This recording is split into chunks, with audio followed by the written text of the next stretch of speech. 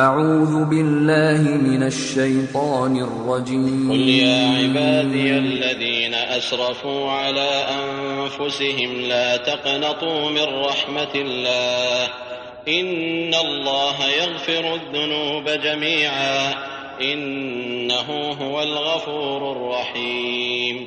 اے پیغمبر میری طرف سے لوگوں کو کہہ دو کہ اے میرے بندو، جنہوں نے اپنی جانوں پر زیادتی کی ہے اللہ کی رحمت سے نا امید نہ ہونا، اللہ تو سب گناہوں کو بخش دیتا ہے اور وہ تو بخشنے والا مہربان ہے۔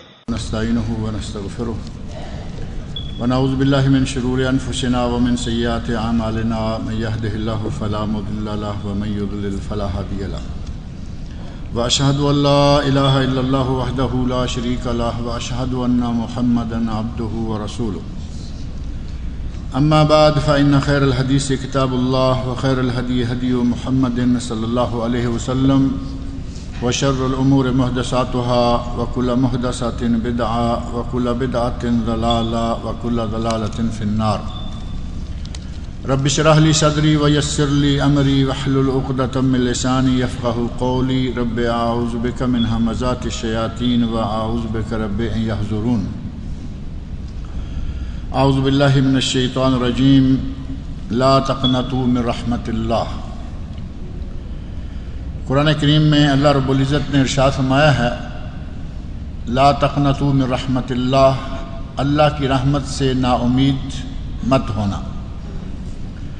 دو کلمات میں اللہ رب العزت نے اپنی رحمتوں کی وسعت کی طرف اشارہ فرما دیا ہے کہ کوئی چاہے کس طرح کے عمل کرے، کسی کی زندگی چاہے کس انداز سے گزر رہی ہو، اگر وہ اللہ کی طرف رجوع کرنا چاہے، اللہ کی طرف پلٹنا چاہے، تو اسے مایوس نہیں ہونا چاہیے کہ پتہ نہیں اب اتنے گناہ کر لیے ہیں، بخشش ہوگی یا نہیں ہوگی، اور میں نے اپنی زندگی کو جس انداز سے گزارا ہے اب اللہ مجھے قبول کرے گا، اپنے دربار میں دیکھنا پسند کرے گا یا نہیں۔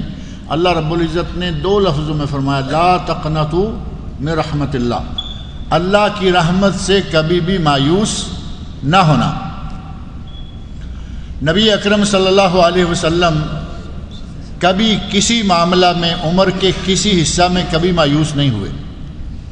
ہم اپنے سامنے کسی بڑے کام کو دیکھیں تو سمجھتے ہیں کہ ہم سے کہاں ہوگا، ہم کیسے کر پائیں گے، مایوس ہو گئے، ہاتھ ہی نہیں ڈالتے۔ نبی صلی اللہ علیہ وسلم کی حیات طیبہ کا آپ اگر مطالعہ کر کے دیکھیں تو پہلی جنگ جو اسلام اور کفر کی سب سے پہلی جنگ تھی، اگر دیکھا جائے تو ماحول بظاہر بڑا مایوس کن ہے، اتنا مایوس کن کہ ایک طرف کفر کا بہت بڑا لشکر ہے اور دوسری طرف چند مسلمان ہیں، اور ان مٹھی بھر مسلمانوں میں 313 مسلمانوں میں نبی اکرم صلی اللہ علیہ وسلم پوری جرت اور ہمت کے ساتھ کھڑے ہیں اور اپنے رب کے ساتھ تعلق جوڑے ہوئے ہیں، اللہ سے نا امید نہیں، اللہ سے مایوس نہیں۔ تو نبی صلی اللہ علیہ وسلم نے کبھی کسی موقع پر کسی میدان میں کہیں بھی مایوسی کا مظاہرہ نہیں کیا، بلکہ آپ ہمیشہ اللہ کی ذات سے امیدیں وابستہ کیے رکھتے تھے، اور ہمیں بھی یہی حکم دیا گیا کہ کبھی بھی مایوسی کا مظاہرہ نہ کریں، بلکہ حالات چاہے کیسے بھی کیوں نہ ہوں، ہمیشہ اللہ کی ذات سے امیدیں قائم رکھیں، اور صرف امیدیں ہی قائم نہ رکھیں۔ ایک بات یہ بھی ذہن میں رکھیں کہ صرف امیدیں ہی قائم نہ رکھیں، بلکہ امید قائم رکھیں اور اپنے اندر تھوڑی سی حرکت بھی پیدا کریں۔ صرف تمناؤں کے سہارے، امیدوں کے سہارے جینا یہ مسلمان کی شان نہیں۔ یہ امید لگا لی کہ اللہ معاف کر دے گا، یہ تمنا دل میں جما لی کہ نبی صلی اللہ علیہ وسلم ہم میری شفاعت کر دیں گے، سفارش کر دیں گے، نہ نماز، نہ روزہ، نہ حج، نہ زکوٰۃ، نہ صدقہ، نہ خیرات، یہ تمنائیں ایسی ہیں کہ جو بندے کو لے ڈوبتی ہیں۔ تمنا کیجئے لیکن کچھ نہ کچھ حرکت بھی کیجئے، کم از کم جو فرائض ہیں وہ تو ادا کیجئے۔ مایوس ہونے کا معنی یہ نہیں کہ اگر گناہ کیے ہیں تو آدمی سمجھ لے کہ اب میری بخشش نہیں ہوگی۔ بخشش کرنے والی اللہ کی ذات ہے جس کی رحمتوں کا کوئی حساب ہی نہیں۔ اس کی رحمت کے دریا، اس کی رحمت کے سمندر بے کنار ہیں، کوئی کنارہ نہیں۔ حتیٰ کہ اس قدسی حدیث میں نبی اکرم صلی اللہ علیہ وسلم ارشاد فرماتے ہیں کہ اللہ رب العزت کہتا ہے یا ابن آدم انک ما دعوتنی ورجوتنی غفرت لک علی ما کان منک ولا ابالی، اے میرے بندے مجھے تو جب بھی پکارے میں تیری پکار کو سنتا ہوں، تیری پکار کو سمجھتا ہوں اور اسے پورا کرتا ہوں۔ جب بھی تو مجھ سے امید لگائے میں تیری امیدوں پر پورا اترتا ہوں۔ غفرت لک علی ما کان منک، تو نے چاہے کتنے بھی گناہ کیے ہوئے ہوں گے میں تجھے معاف کر سکتا ہوں، کرتا ہوں، ولا ابالی، اور مجھے کسی کی کوئی پرواہ نہیں۔ اللہ کو کسی کی کیا پرواہ ہو سکتی ہے؟ اسے معاف کر دیا تو یہ ناراض ہوگا، اسے معاف کر دیا اسے کسی کی کوئی پرواہ نہیں۔ وہ اپنی مرضی کا مالک ہے، فعال لما یرید، وہ جو چاہے کر سکتا ہے، اسے کوئی پوچھ نہیں سکتا۔ وہ اپنے بندوں سے سوال کرے گا، کر سکتا ہے، کوئی بندہ اس سے سوال نہیں کر سکتا کہ یا اللہ تو نے یہ ایسا کیوں کیا۔ اللہ رب العزت اس حد تک بندے کے ساتھ مہربان ہے کہ فرمایا کہ اے میرے بندے مجھے کسی کی کوئی پرواہ نہیں، اگر تو مجھ سے اچھی امید قائم کرے تو میں تیری امیدوں پہ پورا اتروں گا۔ اگر تو نے مجھ سے مغفرت بخشش طلب کی میں تمہیں بخشوں گا، اور اگر کوئی دل سے، پورے دل سے اللہ کی طرف رجوع کر لے، توبہ تائب ہو جائے، گناہوں کے ساتھ اس نے دنیا بھر رکھی ہو، ظلم و زیادتی کے ساتھ اس نے پورا ماحول گرم کر رکھا ہو، اگر اللہ کی طرف نیک نیتی سے رجوع کر کے پلٹ جائے تو اللہ اس کی توبہ بھی قبول کرتا ہے۔ کچھ عرصہ پہلے واقعہ میں نے ذکر کیا تھا، نبی اکرم صلی اللہ علیہ وسلم بیان فرماتے ہیں کہ بنی اسرائیل کا ایک آدمی، اس نے 99 قتل کیے۔ آپ اندازہ کر سکتے ہیں کہ 99 قتل، آپ ایک آدمی 99 قتل کرے ایک پوری جماعت کو، کبھی کسی کو آج، کسی کو مہینے بعد، کسی کو 10 دن کے بعد، جو آدمی 99 قتل کرتا ہے کتنا وحشی قسم کا انسان لگتا ہے۔ دل میں کوئی رحم نہیں، کوئی ترس نہیں، کسی کی کوئی اسے پرواہ نہیں، قانون کو وہ نہیں جانتا، نظام کو وہ نہیں مانتا، تہذیب و اخلاق کیا ہے اسے کسی کی پرواہ نہیں۔ 99 قتل کر کے دل میں یہ بات آئی کہ میں کس لائن پہ چڑھا ہوا ہوں، کس پٹڑی پہ جا رہا ہوں۔ اللہ رب العزت نے اس کی قسمت کا ستارہ چمکایا، پلٹا، اللہ کی طرف رجوع ہوا۔ اب کسی کے پاس گیا، جا کے کہتا ہے کہ میں نے 99 قتل کیے ہیں، کیا میری توبہ ہے؟ اب ظاہر ہے جس کے پاس گیا یکدم وہ آدمی پہلے گھبرا گیا کہ یہ 99 قتل کر کے آیا ہے، یہ تو اتنا سنگ دل قسم کا انسان ہے، اتنے اس نے قتل کر دیے ہیں۔ وہ آدمی سن کے گھبرا گیا، کہتا ہے تیری کوئی توبہ نہیں۔ اللہ کی رحمت کو محدود کرنے والا یہ انسان کہتا ہے کہ تیری کوئی توبہ نہیں، جبکہ اللہ کی رحمتیں بے کنار ہیں۔ اس آدمی نے جس کا دل پہلے ہی قتل کرنے پر جس کا ہاتھ بیٹھا ہوا تھا، اس نے کہا چلیں یہ بات ہے، تلوار نکالی، اس کا بھی سر قلم کر دیا، کہا کہ ٹھیک ہے اگر میری توبہ نہیں ہے تو پھر اب جب تک زندہ ہوں جو چاہے کروں، اس کا بھی سر قلم کر دیا۔ اور ایسے آدمی کا یہی علاج ہے جو اللہ کی رحمتوں کو، بے کنار رحمتوں کو وہ بند کرنا چاہے، اس کی توبہ نہیں، اس کی توبہ نہیں، اس کی توبہ نہیں۔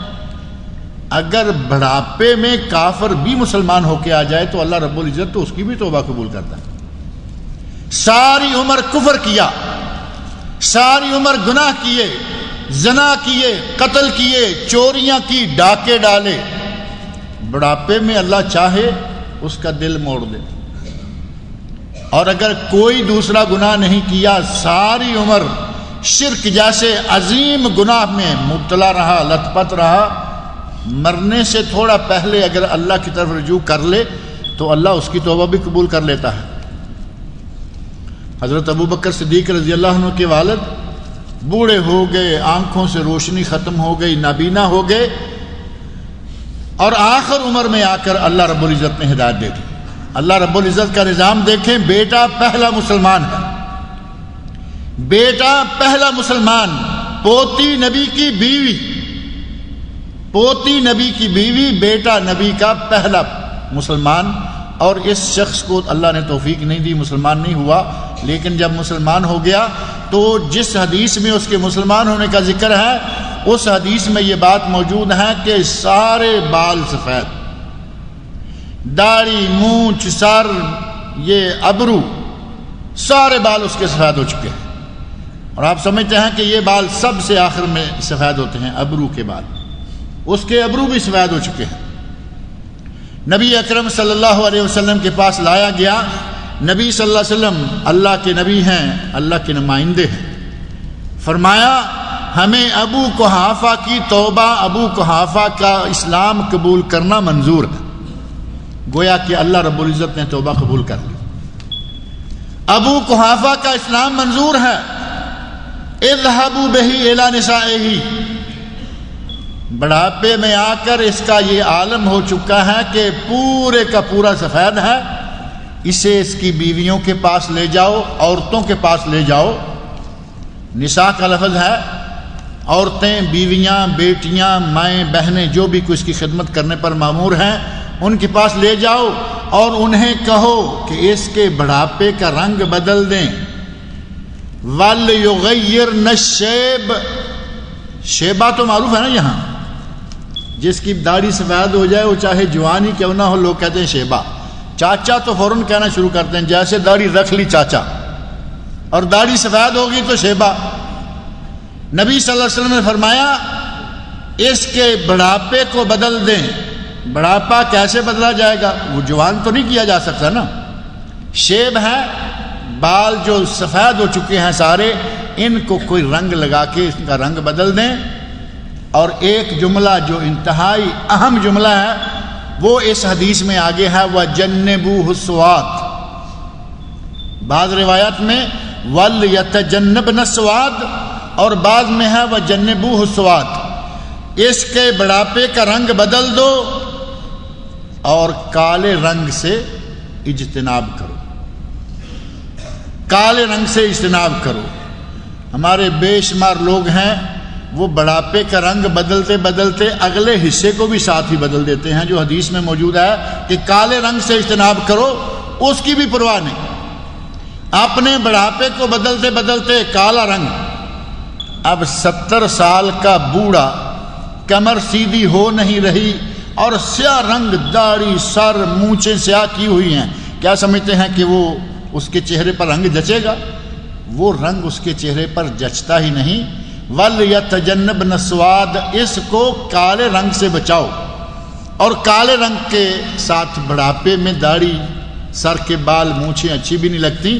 بہرحال اللہ رب العزت نے اس آخر عمر میں پہنچے ہوئے بوڑھے کی توبہ بھی قبول کر لی۔ نبی اکرم صلی اللہ علیہ وسلم فرمایا ہمیں ابو قحافہ کا اسلام منظور ہے۔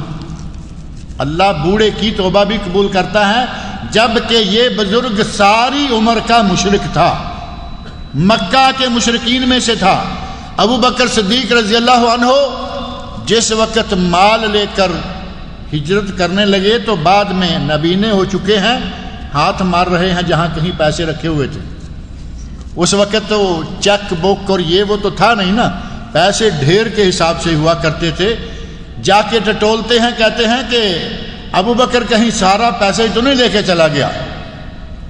گھر میں گھر والی نیک پاک دامن پاک باز عورتوں نے وہاں کچھ چیزیں رکھ کے کہا نہیں دادا حضور ابھی سامان بہت باقی ہے ہمارے پاس، نیچے پیسہ ویسا کچھ بھی نہیں تھا، کچھ بھی رکھ دیا، اب وہ نابینا ہے، کہا نہیں ہمارے پاس ابھی بہت کچھ۔ اللہ رب العزت نے اس بزرگ کی آخر عمر میں توبہ قبول کر لی۔ بنی اسرائیل کے اس آدمی کی توبہ کے لیے کہا کہ تیری کوئی توبہ نہیں، اس نے 100 پورا کر لیا، 99 پہلے قتل کر چکا تھا، 100 پورا کر لیا۔ اب وہ پھر آگے بڑھا، آگے گیا تو کسی دین کو سمجھنے والے دین کے مالک نے، یہاں کئی لوگ دھوکہ دیتے ہیں بڑا عجیب سا، کہیں گے کہ پہلے وہ ایک عالم کے پاس گیا، اس نے کہا کہ تیری توبہ نہیں تو اس نے عالم کو قتل کر دیا۔ پھر وہ کسی بزرگ کے پاس گیا، اور اس بزرگ نے کہا کہ ہاں تیری توبہ ہے۔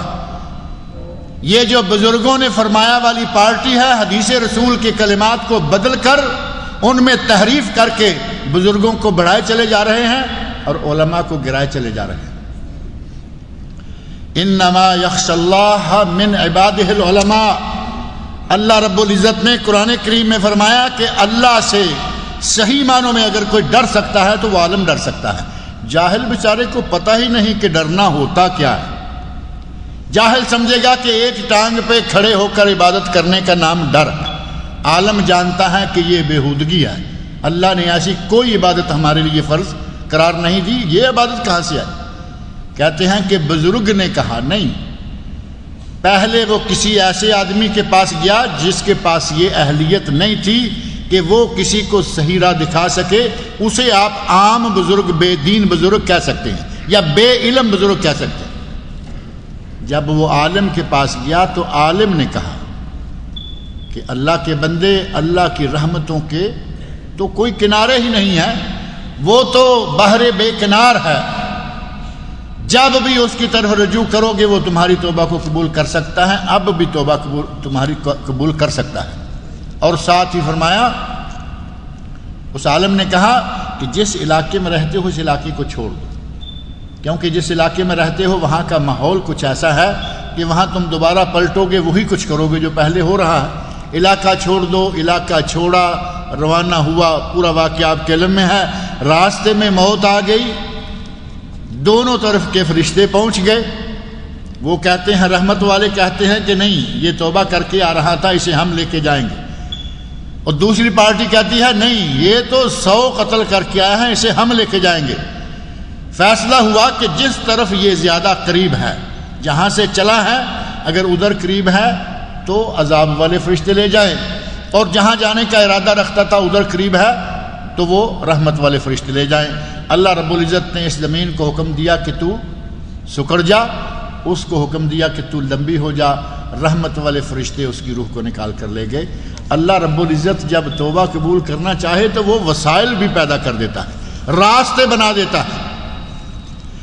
اللہ رب العزت نے فرمایا، یا ابن آدم، اے آدم کے بیٹے، انکا ما دعوتنی ورجوتنی، تو مجھے پکارے، مجھ سے امید لگائے، غفرت لکا، میں تیری بخشش کر دوں گا، تجھے بخش دوں گا، الا ما کان منکا ولا ابالی، تو نے چاہے جتنے بھی گناہ کیے ہوں گے اور مجھے کسی کی کوئی پرواہ نہیں۔ یا ابن آدم، آگے اللہ رب العزت، حدیث قدسی ہے، قرآن کی آیت نہیں، حدیث قدسی، نبی صلی اللہ علیہ وسلم فرماتے ہیں کہ اللہ نے فرمایا، یا ابن آدم لو بلغت ذنوبک عنان السماء، اگر تیرے گناہوں کا یہ ڈھیر بڑھتے بڑھتے آسمان تک بھی کیوں نہ پہنچ جائے، تیرے گناہوں کا پلندہ، تیرے گناہوں کا ڈھیر پہاڑوں کی شکل میں بڑھتے بڑھتے، پہاڑوں میں سے کوئی پہاڑ آسمان تک نہیں ہے، زیادہ سے زیادہ 6-6.5 کلومیٹر، سب سے اونچا پہاڑ 6.5 کلومیٹر، لیکن اللہ نے فرمایا اگر تیرے گناہوں کا پہاڑ کبھی بڑھ کر آسمان تک بھی پہنچ جائے، لو بلغت ذنوبک عنان السماء ثم استغفرتنی، اور پھر تو مجھ سے بخشش طلب کرے، پھر تو توبہ کر لے، مجھ سے معافی مانگ لے، غفرت لکا، میں تجھے تیرے سارے پہاڑوں جیسے گناہ بھی معاف کر دوں۔ پہاڑ جتنے بے شمار گناہ کر چکے ہو، توبہ کرو گے تو اللہ نے فرمایا میں پھر بھی سارے کے سارے معاف کر دوں گا۔ یا ابن آدم انک لو اتیتنی بقراب الارض خطایا، یہ تو کہا کہ پہاڑ، گناہوں کا پہاڑ آسمان تک پہنچ جائے، اور پہاڑ ظاہر ہے کہ کسی ایک جگہ ہوگا۔ آگے اللہ رب العزت ارشاد فرماتے ہیں، انک لو اتیتنی بقراب الارض خطایا، اگر اے بنی آدم، اے آدم کے بیٹے، اگر تیرے گناہ کبھی اتنے ہوئے کہ جتنی زمین ہے ساری کی ساری تیرے گناہوں سے بری ہوئی ہے، ثم لقیتنی، پھر تو مجھے ملے، لا تشرک بہ شیئا، ایک شرط ہے کہ تو میرے ساتھ شرک نہ کرتا رہا۔ اگر دنیا بھر کے گناہ تو نے کیے ہیں، پھر تو میرے پاس آئے، میرے سامنے آئے اور تو نے شرک نہ کیا ہو۔ یہ بات ذہن میں رکھیں، شرک کتنا برا گناہ ہے، شرک کتنا گندا گناہ ہے۔ اللہ رب العزت نے فرمایا کہ اگر تو نے شرک نہ کیا ہوگا، دنیا بھر کے گناہ کیے ہوں گے، تیرے گناہوں سے پوری زمین بری ہوئی ہو، میں تجھے سارے کے سارے گناہ معاف کر دوں گا، اور صرف گناہ معاف نہیں کر دوں گا، اللہ نے فرمایا کہ اگر تو مجھے ملے، لا تشرک بی شیئا، میرے ساتھ تو شرک نہ کرتا رہا ہوگا، لا اتیتک بقرابها مغفرہ، تو میں جتنی یہ ساری زمین تیرے گناہوں سے بری ہوئی ہوگی، میں اتنی ہی مغفرت تمہیں عطا کر دوں گا۔ جتنے تیرے گناہ ہوں گے، جس طرح گناہوں سے زمین بری ہوئی ہوگی، میں تیرے لیے اسی طرح زمین کو اپنی مغفرت اور بخشش سے بھر دوں گا، اپنی رحمتوں اور نیکیوں سے بھر دوں گا۔ اللہ رب العزت بندے کے لیے کتنا مہربان ہے، اور ہم اتنے اللہ کی ذات کے معاملہ میں اتنے کمزور ہیں کہ اپنی دنیا میں پڑھ کر ہم ہر چیز کو بھول جاتے ہیں۔ دنیا کا سب سے پاک باز انسان کون ہے؟ محمد رسول اللہ صلی اللہ علیہ وسلم۔ کوئی شک ہے کسی کو؟ دنیا کے سب سے پاک باز انسان، بنی نوع انسان میں سے معصوم ترین انسان، گناہوں کے قریب بھی نہ آنے والے انسان، اور وہ انسان جن کے بارے میں سورہ فتح کھول کر دیکھیں، اللہ نے فرمایا لِيَغْفِرَ لَكَ اللَّهُ مَا تَقَدَّمَ مِنْ ذَنبِكَ وَمَا تَأَخَّرَ۔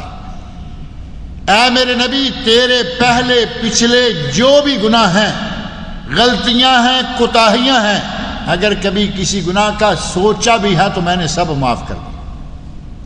اللہ نے سورہ فتح میں مغفرت کی باقاعدہ بشارت دے رکھی ہے، اس کے باوجود نبی صلی اللہ علیہ وسلم کا حال کیا تھا؟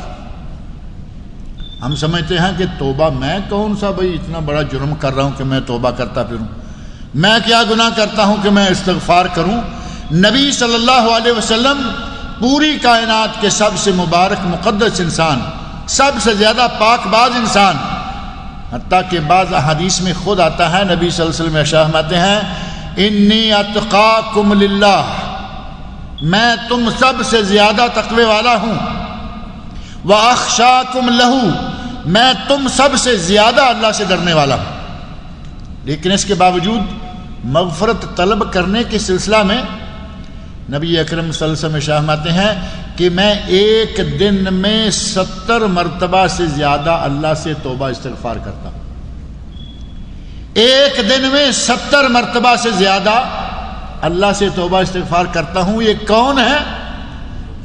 جن کے گناہ اللہ نے معاف کر رکھے ہیں۔ یہ کون ہے؟ جنہوں نے کبھی کوئی گناہ کیا ہی نہیں تھا، کبھی کوئی گناہ کیا نہیں، پورے کا پورا حساب صاف ہے، اور اگر کہیں کوئی شک گزر بھی سکتا ہے تو اللہ نے صاف کر دیا۔ اور سورہ فتح میں بشارت دے دی کہ اے میرے نبی، ہم نے تمہارے پہلے پچھلے ما تقدم من ذنبک وما تأخر، پچھلی زندگی اور آئندہ موت تک کی زندگی، ساری 63 برس کی زندگی، اے میرے نبی ہم نے آپ کے تمام گناہ معاف کر دی۔ اس کے باوجود نبی صلی اللہ علیہ وسلم توبہ استغفار کرتے رہتے حتیٰ کہ 70 مرتبہ سے زیادہ فرمایا کہ میں ایک دن میں اللہ سے توبہ کرتا ہوں، مغفرت طلب کرتا ہوں۔ ہمیں بھی چاہیے اٹھتے بیٹھتے، ہم تو ویسے ہی گناہوں کی پوٹلی ہیں، ہم سے ہر وقت گناہ ہوتے رہتے ہیں، قدم قدم پر جھوٹ، قدم قدم پر غیبت، قدم قدم پر نظر بازی۔ ہمارے تو گناہوں کا کوئی حساب ہی نہیں، ہماری تو چادر اللہ تعالیٰ معاف کرے کالی۔ ایک نقطہ، ایک قطرہ، ایک گناہ سے ایک قطرہ کالے رنگ کا دل پر پڑتا ہے، اور ہمارے تو قطرے اتنے پڑے ہیں کہ ہمارے تو دل بھی سیاہ کالے ہو چکے ہوں گے۔ اللہ رب العزت ہمارے دلوں کو دھوئے، اللہ تعالیٰ ہمارے دلوں کو اجلا سفید پاک صاف کر دے، اللہ تعالیٰ ہمارے تمام گناہوں کو معاف کر دے۔ ہم تو گناہ گار ہیں، ہمیں تو بہت ہی زیادہ توبہ استغفار کرنی چاہیے۔ نبی 70 مرتبہ کریں تو ہمیں 700 مرتبہ چاہیے، کم از کم روزانہ 700 مرتبہ۔ اور یہ عمل بھی اتنا مشکل نہیں ہے۔ یہاں اس سعودی عرب کے ماحول میں کچھ چیزیں الحمدللہ بڑی اچھی دیکھنے کو ملتی ہیں، کچھ نہیں بے شمار، لیکن کچھ خاص طور پر پاکستان، انڈیا، اپنے ملکوں میں گھوم کر پھر کر دیکھیں، آپ کو کہیں کچھ ایسا نہیں نظر آئے گا جس کا ذکر میں کرنے جا رہا ہوں۔ میں کرتا رہتا ہوں مختلف اپنے درسوں میں، مختلف گفتگو میں۔ آپ کسی لفٹ کے سامنے کھڑے ہو جائیے، 5 7 8 منزلہ بلڈنگ ہے، لفٹ ہے، لفٹ کے ساتھ کونے پر لکھا ہوا ہے اغتنموا دقائق الانتظار۔ اپنا جو لفٹ آنے کے انتظار میں آپ کو 2-3 منٹ کھڑے ہونا پڑے گا، رکنا پڑے گا، ان وقتوں کو، ان منٹوں کو غنیمت سمجھو۔ کس کام کے لیے؟ اغتنم دقائق الانتظار، انتظار کے منٹوں کو غنیمت سمجھ۔ ان منٹوں میں توبہ استغفار کر، بجائے اس کے کہ کب آئے گی کب آئے گی کب آئے گی، اس کی بجائے استغفر اللہ، سبحان اللہ، الحمدللہ، اللہ اکبر یہ کہو۔ ایسے ہی بہت ساری جگہیں ہیں ڈاکٹروں کی کلینکوں کے سامنے اور دوسری کئی جگہیں جہاں جہاں تھوڑا سا بھی انتظار کرنا پڑتا ہے، وہیں وہیں یہ لکھا ہوا ملے گا آپ کو کہ دقائق الانتظار کو توبہ استغفار کے لیے غنیمت سمجھو۔ ہمیں چاہیے کہ شب و روز جب جب موقع ملے، اللہ رب العزت انسان کے دل کو سکون دیتا ہے۔ الا بذکر اللہ تطمئن القلوب، آپ یقین جانیں کہ اگر پریشانی لاحق ہے، ظاہر ہے کہ انسان کے ساتھ پریشانیاں بھی لگی ہوئی ہیں، پریشانی لاحق ہے، آپ کہیے لا الہ الا اللہ۔ آپ کے لا الہ الا اللہ کہنے سے چاہے تو کسی ڈاکٹر کے پاس بیٹھ کر اپنے ہاتھوں کو مشینیں لگوا کے، چیک اپ کی مشینیں لگوا کر دیکھ لیجئے، آپ کا جو بلڈ پریشر اس سے پہلے تھا، لا الہ الا اللہ کہیے، وہ نہیں رہے گا۔ صرف اتنا کہنے سے آپ کی ٹینشن، آپ کا بلڈ پریشر، آپ کی صحت بھی متاثر ہوگی، آپ کو اطمینان نصیب ہوگا۔ الا بذکر اللہ تطمئن القلوب۔ تو ہمیں کیا ضرورت ہے کہ خواہ مخواہ پریشان رہیں، ٹینشن لیے پھریں؟ ان ٹینشنوں سے نکلنے کے لیے اللہ کی کتاب ہے، قرآن کریم ہے، ذکر الہی ہے، سبحان اللہ، الحمدللہ، اللہ اکبر، لا الہ الا اللہ۔ ایک مرتبہ لا الہ الا اللہ کہنے سے آپ خود محسوس کریں گے کہ میرے دل کو کچھ سکون ہوا ہے، اور اگر موقع بموقع کہتے رہیں گے، سکون انشاءاللہ سایہ کیے رکھے گا، ٹینشن ختم ہو جائے گی، اور یہ بلڈ پریشر اور یہ اور وہ انشاءاللہ العزیز یہ قریب نہیں آئیں گے۔ اللہ رب العزت میرے اور آپ سب لوگوں کے تمام گناہوں کو معاف کرے۔ اللہ رب العزت ہمیں نیک زندگی گزارنے کی توفیق عطا فرمائے۔ ہم سب گناہ گار ہیں، اللہ تعالی ہمیں توبہ استغفار کرنے کی توفیق عطا فرمائے۔ وما علینا الا البلاغ المبین۔ فاسألوا أهل الذكر إن كنتم لا تعلمون۔ کہتے ہیں کہ اسلام میں لونڈی، کنیز اور غلام جو ہے اس کے احکام کیا ہیں؟ عرض یہ ہے کہ نوکرانی لونڈی نہیں ہوتی، نوکرانی آزاد ہے، آپ کے ساتھ اگریمنٹ کر کے آپ کے گھر میں کام کر رہی ہے، وہ لونڈی نہیں۔ یہاں عموماً سلوک لونڈیوں جیسا کیا جاتا ہے جب کہ وہ آزاد ہے۔ اور لونڈی کون سی عورت ہے؟ مسلمانوں اور کافروں کی جنگ ہو، مسلمانوں کو کافروں کی عورتیں فتح کے بعد غنیمت میں ہاتھ لگیں، وہ لونڈیاں ہیں، وہ کنیزیں ہیں اور وہ غلام ہیں۔ نبی اکرم صلی اللہ علیہ وسلم نے اپنے آج سے 1450 برس پہلے اپنی حیات طیبہ میں، اپنے سنہری دور میں کچھ ایسے طریقے بتائے تھے کہ لونڈی غلام سارے ختم ہی ہو گئے تھے۔ آپ نے فرمایا کہ جو آدمی رمضان میں دن کے وقت جمع کر کے روزہ توڑ بیٹھے، وہ ایک غلام آزاد کرے۔ آپ نے فرمایا کہ جو آدمی قسم کھائے اور قسم توڑ دے، وہ ایک غلام آزاد کرے۔ آپ نے فرمایا کہ جو آدمی بنی اسماعیل سے 2 غلام آزاد کرے، اللہ اس کے گناہوں کو معاف کر دے گا۔ آپ نے فرمایا کہ جو آدمی ایک غلام کو آزاد کرتا ہے، اس کے سارے اعضائے جسم کے بدلے اللہ آزاد کرنے والے کے سارے اعضائے جسم کو جہنم سے آزاد کر دے گا۔ ہاتھ اس کا ہے، اس کا ہاتھ جہنم سے آزاد، آنکھیں اس کی ہیں، آنکھیں جہنم سے آزاد، جسم پورا ہے، یعنی پورا غلام لے کر خرید کر یا پوری کنیز خرید کر اگر کوئی آزاد کرتا ہے تو اللہ اس کے پورے جسم کو جہنم کی آگ سے آزاد کر دے گا۔ صحابہ کرام نے دھڑا دھڑ اپنے آزاد کنیزیں غلام آزاد کیے، خرید کر کافروں سے مشرکوں سے لے کر بھی آزاد کیے، کیونکہ اس وقت یہ خرید و فروخت ہوتی تھی۔ انسان کی اس حد تک قدر کم تھی کہ باقاعدہ اس کی خرید و فروخت ہوتی تھی۔ نبی اکرم صلی اللہ علیہ وسلم نے اپنی حکمت عملی سے اس کو یک قلم ختم نہیں کیا، یہ موجود رہے گا، قیامت تک رہے گا۔ جب اللہ کو منظور ہوگا یہ سلسلہ شروع ہو جائے گا، اس کے احکام موجود ہیں، لیکن ختم نہیں کیا، بظاہر وہ ختم ہو گیا۔ آپ نے ایسی حکمت عملی اختیار فرمائی۔ اور آج آپ کو کہیں ایسا کوئی نظر نہیں آئے گا۔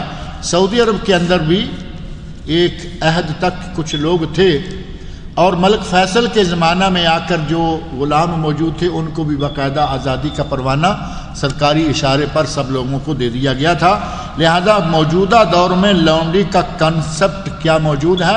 موجودہ دور میں کوئی کنسپٹ نہیں ہے، غلام کنیزیں سب ختم ہو چکے ہیں۔ اور اگر کہیں دور پار پسماندہ ملکوں میں اگر کہیں کوئی ہے بھی تو اسلام میں اس کی بڑی تعریف تفصیل موجود ہے، تمام احکام جو ہیں وہ موجود ہیں کہ ان غلاموں کنیزوں کے ساتھ کیا سلوک ہونا چاہیے۔ چہرے کے پردے کے بارے میں اسلام کا نقطہ نظر کیا ہے؟ چہرے کا پردہ کرنا واجب ہے۔ جسم میں سب سے اہم ترین حصہ چہرہ ہی ہوتا ہے۔ جب اللہ رب العزت نے عورت کو اپنا حسن چھپانے کے لیے پردے کا حکم دیا، اور حسن کا مرکز کون سی جگہ ہوتی ہے؟ ہاتھ یا پاؤں؟ حسن کا مرکز چہرہ ہے۔ اس کو ساری دنیا مانتی ہے کہ عورت کے جسم کا سب سے حسین حصہ جو ہے وہ چہرہ ہوتا ہے۔ اب چہرے کو ننگا رکھیں، اور صرف ننگا نہ رکھیں بلکہ لیپا پوتی اتنی کر دیں کہ وہ کھل کر سامنے آ جائے، باقی سارے جسم کو ڈھانپ لیں، تو پھر آپ نے پردہ کیا کیا؟ جو ساری فتنہ سامانی ہے وہ چہرے میں ہے، اسے ننگا رکھا ہوا ہے۔ اب ایک بات مجھے سمجھ نہیں آتی کہ یہی بات میں نہیں، ہزاروں علماء کہہ رہے ہیں کہ چہرے کا پردہ کرنا واجب ہے، ہزاروں کی سننے کو تیار نہیں۔ ایک ٹیلی ویژن چینل سے کبھی کبھی فتویٰ آ جاتا ہے کہ چہرے کا پردہ ضروری نہیں، اس طرف بڑی توجہ ہو جاتی ہے۔ اب ننگا پھرنا چاہتے ہو تو پھرو، لیکن قرآن و سنت کے احکام میں تحریف نہ کرو۔ ایک آدمی کہہ دے کہ چہرہ ننگا رکھنا جائز ہے، سارے خوش ہو جاتے، لو جی فتویٰ آ گیا۔ اور ہزاروں علماء لکھ رہے ہیں، ہزاروں علماء کہہ رہے ہیں، سعودی عرب کے مفتی اعظم کا فتویٰ ہے کہ چہرہ ننگا رکھنا عورت کا ناجائز ہے، حرام ہے، گناہ ہے۔ ماننے کو تیار، نہ ماننا اور بات ہے، اور اپنی مرضی کے فتوے کے پیچھے بھاگنا یہ فرار ہے، یہ فرار اختیار کرنا ہے، وہ آپ کی مرضی۔ چہرے کا پردہ کرنا چاہیے۔ سارا چہرہ ننگا ہے، سارا جسم ڈھکا ہوا ہے، وہ کوئی پردہ نہیں ہے۔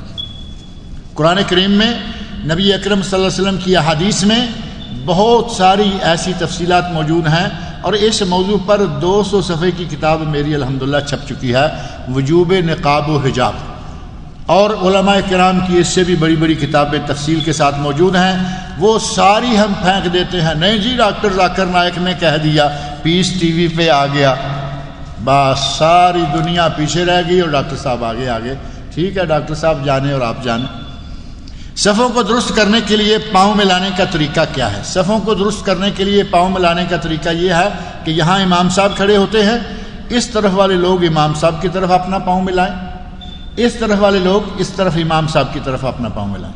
اگر آپ دونوں طرف پاؤں ملانا چاہیں گے تو یہ آدمی مثال کے طور پر جو وہاں کھڑا ہوگا، اس نے ادھر کا پاؤں بھی ملایا، ادھر کی ملایا، ادھر والا تھوڑا ادھر ہٹتا جا رہا ہے۔ کئی لوگوں کو آپ دیکھیں گے ایک بیماری ہے، وہ دوسروں کو شاید اچھوت سمجھتے ہیں، مسجد میں آئے صف میں کھڑے بھی پاؤں سے پاؤں نہیں لگنے دیتے، یہ پاؤں کے ساتھ اس نے پاؤں ملایا، اس نے آگے کر لیا، اس نے تھوڑا اور آگے کیا اور آگے کر لیا۔ اب اس کے آگے پاؤں کے ظاہر ہے کہ تھوڑی سی جگہ تھی وہ ختم ہو گئی۔ یقین مانے ایسا واقعہ ہمیں کسی ہمارے بھائی نے بتایا کہ وہ کہنے لگے کہ ٹھیک ہے کتنا لے کے جاؤ گے، وہ آگے کرتا گیا، اس آدمی نے اپنا پاؤں اٹھا کے پاؤں کے اوپر رکھ لیا۔ اب یہ کہتا ہے کہ میں نے کہا اب میں کیا کروں؟ سنت رسول سے اتنی نفرت۔ نبی صلی اللہ علیہ وسلم فرمائیں کہ پاؤں سے پاؤں ملاؤ، کندھے سے کندھا ملاؤ، اور یہ مسجد میں آ کر صف میں کھڑا ہو کر نبی اکرم صلی اللہ علیہ وسلم کی سنت سے اتنی نفرت کرتا ہے اور سمجھتا ہے کہ میں بڑا پہاڑ ڈھا کے مسجد سے آ رہا. پاؤں سے پاؤں ملانا چاہیے اور کندھے سے کندھا ملانا چاہیے، اور طریقہ یہی ہے کہ اس طرف نہیں، اس سائیڈ والے اس طرف اور اس سائیڈ والے اس طرف اگر اپنے نمازی بھائی کے ساتھ ملتے جائیں گے، صف انشاءاللہ سیسا پلائی ہوئی دیوار بن جائے گی. اور اگر دونوں طرف ملانا چاہیں گے تو یہ حال ہوگا جو میں نے بتایا ہے مثال میں، کہ نہ آدمی اس کو ملا سکے گا اور اپنے پاؤں بھی حد سے زیادہ نکل جائیں گے. اپنی چادر سے باہر پاؤں نکالنا ویسے بھی صحیح نہیں ہے، چادر دیکھ کر ہی پاؤں پھیلانے چاہیے نا. لہذا پاؤں ملانے کا یہی طریقہ ہے، اور اس سے انشاءاللہ صفیں بہت اچھی ہو جاتی ہیں. کھانے کے دوران پانی پینا سنت ہے، کھانے کے دوران پانی پینا سنت ہے. ایک مقولہ پڑھتا ہوں میں، کہتے ہیں کہ کھانے سے پہلے پانی پینا غذا ہے، شفا ہے. کھانے سے پہلے پانی پینا شفا ہے، درمیان میں پانی پینا پتہ نہیں دعا ہے اور بعد میں گناہ ہے.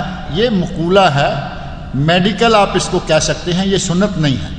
نبی اکرم صلی اللہ علیہ وسلم نے ارشاد فرمایا اپنے پیٹ کو 3 حصوں میں کر لو. اپنے پیٹ کو، حدیث یہ ہے کہ 3 حصوں میں کر لو. وہ 3 حصے کون کون سے ہیں؟ ایک ہے کھانے کا، اس میں بریانی، روٹی اور سویٹ ڈش ساری چیزیں شامل ہیں. یہ نہ ہو کہ پہلا حصہ بریانی سے بھریں، دوسرے میں روٹی کھانا شروع کر دیں، تیسرے میں سویٹ ڈش. نہیں، ان تینوں کے لیے ایک حصہ ہے. دوسرا حصہ ہے پینے کا. اب چاہے جوس پئیں، چاہے پانی پئیں، دودھ پئیں، لسی پئیں، اس کا ایک حصہ ہے. اور تیسرا حصہ کس کا ہے؟ سانس بھی آتی جاتی رہے، کہیں ایسا نہ ہو کہ کھانا کھا کے اٹھے سیدھا ہی نہ ہوا جائے.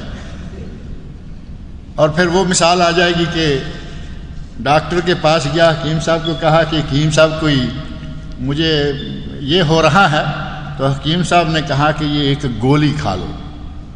تو کہتا ہے کہ گولی کھانے کی جگہ ہوتی تو وہاں میں چمچ کھانے کا نہ ڈال لیتا. ایسی نوبت نہ آئے کہ آدمی حد سے گزر جائے.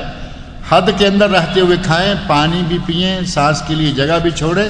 اور یہ مقولہ مشہور ہے، میڈیکلی اگر اس کی کوئی صلاحیت ہے، لیکن کھانے کے دوران پانی پینا، پانی کے لیے جگہ چھوڑنا، یہ نبی اکرم صلی اللہ علیہ وسلم کا حکم ہے. اب پہلے کچھ پی لیں، بعد میں کچھ پی لیں، درمیان میں کچھ پی لیں. اور اگر کھانا کھانے کے دوران میڈیکلی شاید کہتے ہیں کہ بہت زیادہ پانی پی لیں گے کھانا کھانے کے دوران، تو بعض دفعہ اس سے پیٹ میں کچھ تکلیف ہونے کا خدشہ ہوتا ہے. آپ جو بھی کام کریں اعتدال میں رہ کر کریں، آرام سے کریں. پانی بھی پئیں تو آرام سے. ایک پیالہ پکڑ کے آپ نے اٹھایا تو گٹ گٹ پورا پیالہ اندر ڈالنے کی بھی اجازت نہیں ہے. آپ نے ایک برتن اٹھایا اور آپ سارا کھینچ جائیں، نہیں، اس کو بھی 3 مرتبہ، اس کو بھی 3 حصوں میں کریں. درمیان میں 3 سانس لیں تاکہ تھوڑا تھوڑا کر کے اندر جائے. اور جن خطرات کے تحت کہا جاتا ہے کہ کھانا کھانے کے دوران پانی نہیں پینا چاہیے، وہ خطرات اگر سنت کے مطابق پانی پئیں گے وہ ختم ہو جائیں گے. لہذا کھانا بھی کھائیے، پانی بھی پیجیے، سویٹ ڈش بھی کھائیے، لیکن سانس کے لیے جگہ ضرور چھوڑ دیجیے. کیا قرآن کریم میں لفظ شیعہ، کیا قرآن کریم میں لفظ شیعہ موجود ہے کسی بھی حوالے سے؟ کیونکہ شیعہ حضرات اس لفظ کو اپنے لیے استعمال کرتے ہیں. شیعہ حضرات اپنے لیے کیا کیا کچھ استعمال نہیں کرتے. ان کو اس قرآن سے غرض ہی کیا ہے؟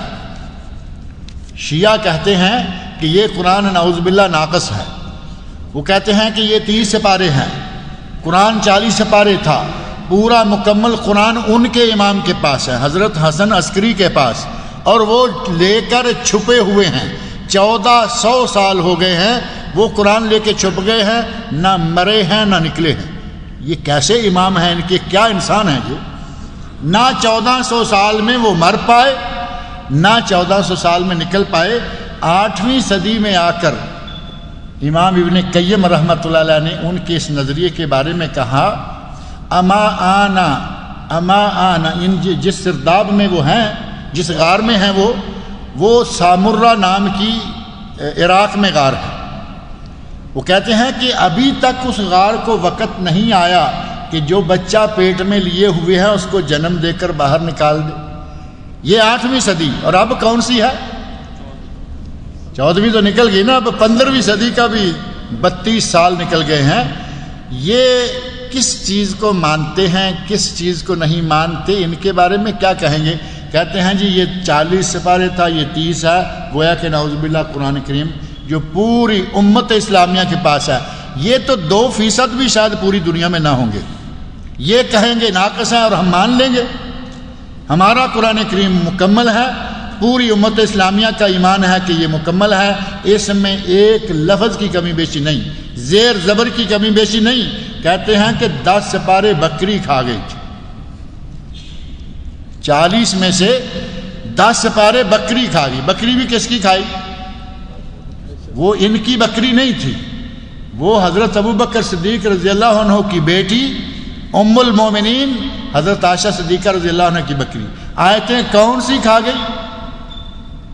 ایسے نہیں کہ پکڑے پتے اور کھا لیے، کہتے ہیں جتنی آیتوں میں علی رضی اللہ عنہ کا ذکر تھا وہ کھا گئی۔ تو تم سے تو بکری ہی اچھی ہوئی نا، کہ وہ قرآن کو سمجھتی تھی، اس نے وہ آیتیں اکٹھی کر لی، سنبھال لی۔ تم سے وہ اچھی ہے، تم آج تک قرآن کو نہیں سمجھ پائے۔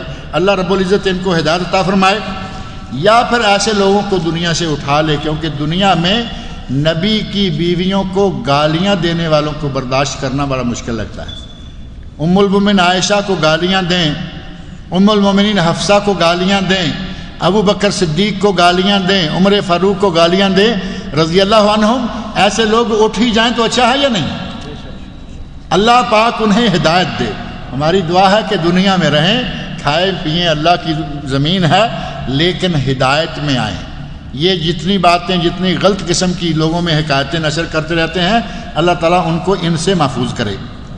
مرنا برحق ہے، مرنے والے کے ہاں تعزیت کا صحیح اسلامی طریقہ کیا ہے؟ لوگ ہاتھ اٹھا کر دعا کرنے کا کہتے ہیں، کیا ساتھ دینا چاہیے یا نہیں؟ مرنا برحق ہے، موت ہر کسی نے، موت وہ پیالہ ہے، وہ جام ہے جو ہر کسی نے چکھنا ہے۔ کل نفس ذائقۃ الموت۔ تعزیت کا طریقہ نبی اکرم صلی اللہ علیہ وسلم نے یہ بتایا کہ مرنے والے کو حوصلہ دو، اسے جا کے کہو کہ بھائی ہر کسی، یہی کلمات، ہر کسی نے مر جانا ہے، مرنے والے کے ساتھ مرا نہیں جاتا، ہمت رکھو، اللہ تعالیٰ تمہیں صبر و ہمت عطا فرمائے۔ یہ ہے تعزیت۔ ہمارے بھائی نے جو تعزیت کا طریقہ رکھا ہے، بنایا ہے، وہ یہ ہے کہ جو بھی آتا ہے، مجلس بیٹھی ہوئی ہے، 10-20 آدمی بیٹھے ہیں، باہر سے ایک آدمی، بلکہ باہر سے 3 آدمی آتے ہیں، 5 آتے ہیں، 3 آتے اکٹھے ہو کے آتے ہیں۔ آتے ہی یہ کہتا ہے جی فاتحہ پڑھو۔ فاتحہ شروع ہو گئی، حقہ پی رہے تھے، سگریٹ جل رہے ہیں۔ وہ کئی لوگ ایسے ہیں کہ سگریٹ بھی ہاتھ سے نہیں رکھتے، وہ بھی رکھیں گے، اپنی انگلی میں لٹکا ہوا ہے، اور وہی دعا شروع ہو گئی۔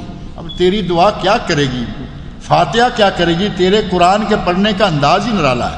ہاتھ میں سگریٹ بھی ہے، جل رہا ہے، اور پی رہا تھا وضو، اور کلی کی اس کو توفیق نہیں ہے، اور فاتحہ شروع کر دیا ہے۔ یہ فاتحہ ختم کرتا ہے، حقے والوں کو دیہات میں چونکہ وہ بہت چلا کرتا ہے، ابھی بھی چلتا ہے، باری آتی ہے، 10 آدمی بیٹھے میں ایسے گھومتے گھومتے حقہ آ رہا ہے۔ یہاں جب حقے کی نئے آئی، وہ جو نالی ہے، نالی فارسی میں اس کو نئے کہا گیا، جب نئے یہاں تک آئی یا نالی آئی، تو اب اسے معلوم ہے کہ یہ تو 10 آدمیوں کے بعد پھر گھوم کے آئے گی، اور ابھی 2-3 اور آ گئے ہیں، تو کافی وقت لگے گا۔ یہاں باری آئی، پیچھے کسی نے کہا فاتحہ پڑھو، وہ فوری طور پہ یہاں پھنسا لیتا ہے، وہ آگے نہیں جانے دیتا، کیونکہ باری باری جانی چاہیے تھی نا، وہ روک لیتا ہے کہ اب جب تک فاتحہ ختم نہیں ہوتی وہ نالی یہاں پھنسی ہوئی ہے۔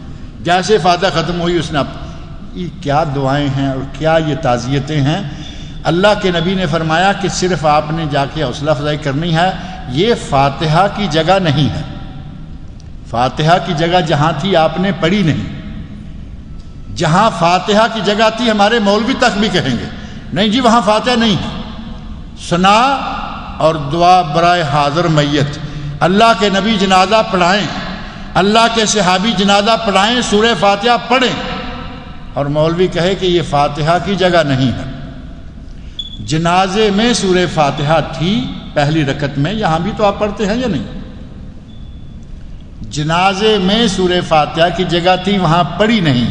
یہاں تعزیت میں سورہ فاتحہ کی جگہ نہیں ہے، یہاں مجبور کرتے ہیں پڑھو پڑھو، جو نہیں پڑھتا پھر اس کو گھورتے ہیں بڑا زبردست کہ یہ آیا کیوں تھا یہاں، وہ گناہ کرنے کے لیے تھوڑا آیا تھا، وہ تو تعزیت کے لیے آیا تھا۔ تعزیت کا مسنون طریقہ یہ ہے، یہ جو فاتحہ اور اس کے ساتھ جو کچھ بھی لگایا جاتا ہے وہ سارے کا سارا سنت سے ثابت نہیں ہے۔ حضرت جابر بن عبداللہ رضی اللہ عنہ سے مروی ہے کہ نبی اکرم صلی اللہ علیہ وسلم نے فرمایا، مفہوم ہے یعنی کہتے ہیں کہ حدیث نہیں ہے، ذی روح کی تصویر بنانے سے اور رکھنے سے منع فرمایا۔ تو آج کل مختلف ذریعوں سے کیمرے، کمپیوٹر، ویڈیو کی تصویریں بنائی جا رہی ہیں، تو کیا یہ جائز ہیں؟ یہ جائز نہیں ہے۔ بوقت ضرورت اگر کوئی بناتا ہے، مثال کے طور پر اقامے کے لیے تصویر چاہیے، پاسپورٹ کے لیے تصویر چاہیے، ڈرائیونگ لائسنس کے لیے تصویر چاہیے، اور اسی طرح مختلف لائسنس بنانے کے لیے CR جو ہے یہ آپ کا ٹریڈ لائسنس ہے، ان کے لیے تصویر چاہیے۔ یہ تصویریں لینا مجبوری ہے، آج وقت کی مجبوری بن گیا، لیجئے کوئی بات نہیں۔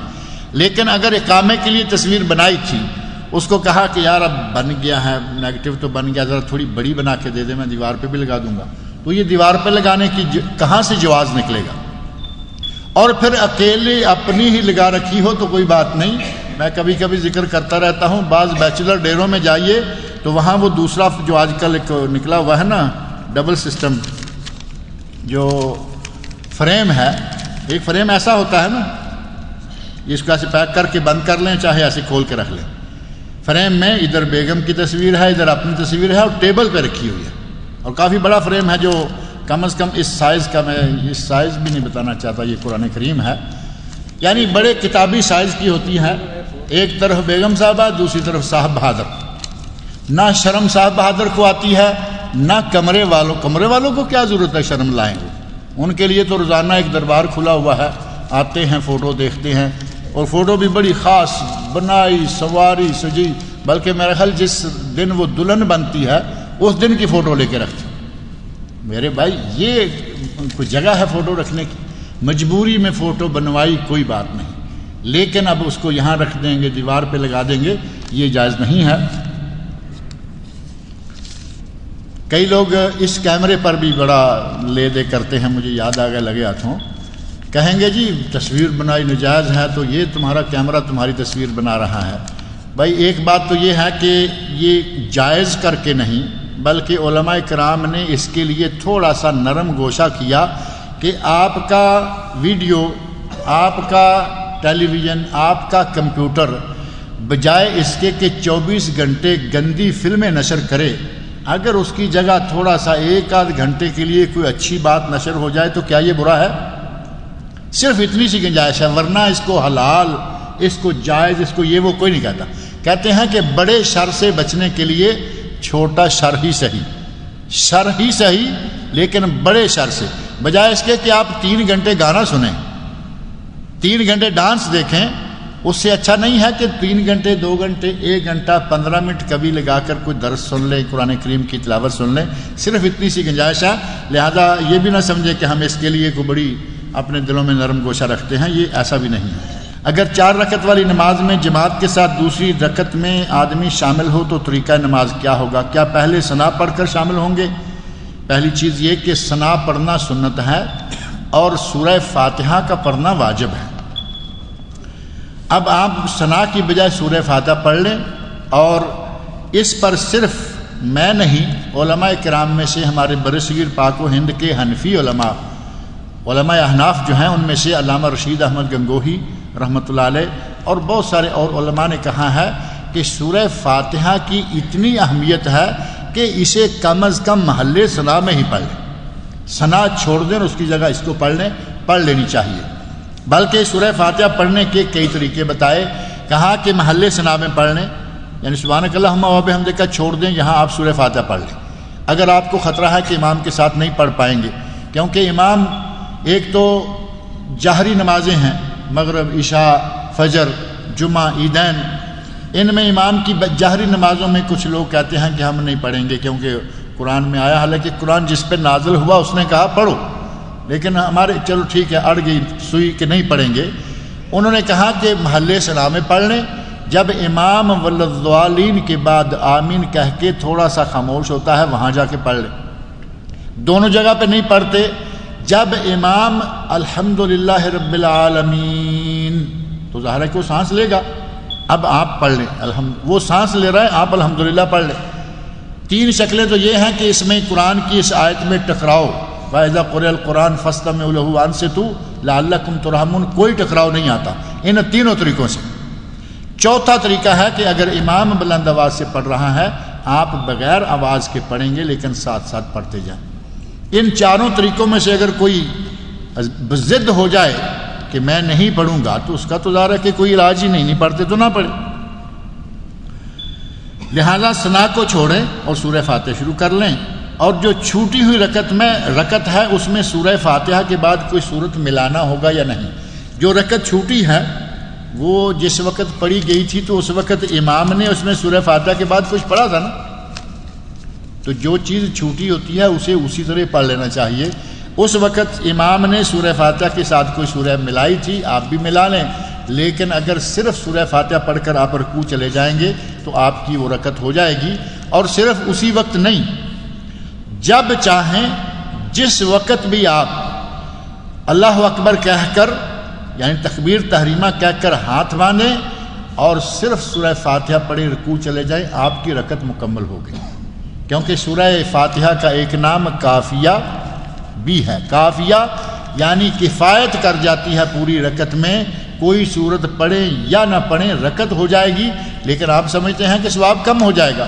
اگر آپ نے چھوٹی سے چھوٹی انا اعطیناک الکوثر ہی پڑھ لی تو اس میں بھی کتنے حروف ہیں، ہر حرف کے بدلے میں 10 نیکیاں ملیں گی، نیکیوں کا ڈھیر لگ جائے گا. لہذا سورہ فاتحہ کے بعد کوئی صورت ملا لیں. اللہ رب العزت مجھے اور آپ سب لوگوں کو نیک عمل کی توفیق عطا فرمائے.